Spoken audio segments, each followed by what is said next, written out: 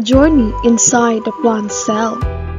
Hello students, I am teacher Marifel and our journey going inside a leaf structure now begins.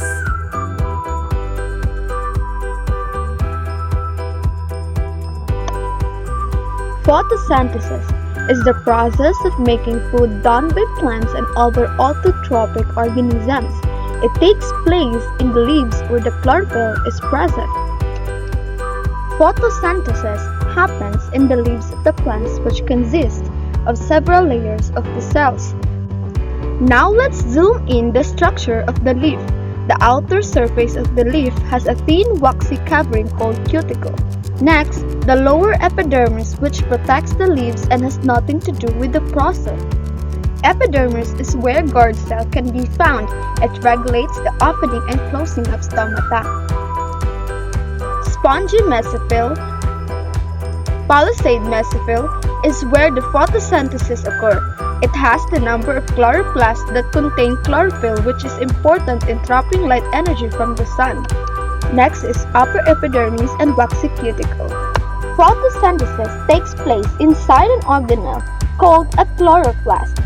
Chloroplasts have a double membrane envelope composed of an outer and inner membrane. Within the double membrane are stacked disc-shaped structures called thylakoid. The chlorophyll is embedded into the membranes of the thylakoid.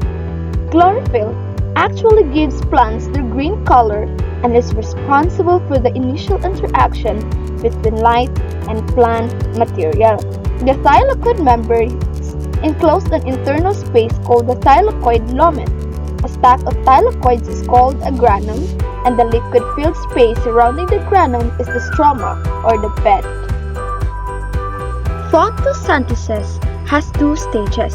The light-dependent reaction happens in the presence of the light. It occurs in the thylakoid membrane. As the water molecule hits by the light energy, it splits into hydrogen ion, oxygen, and free electrons.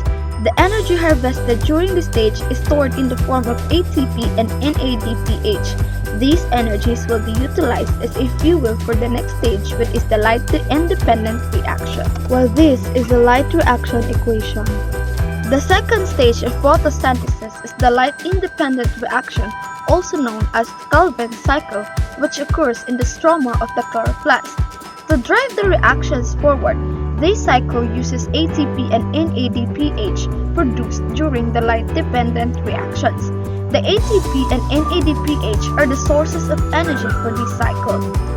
The cycle begins when carbon dioxide from the atmosphere enters plant cells. It undergoes fixation, reduction, and regeneration processes. The product of this cycle is a 6-carbon sugar known as the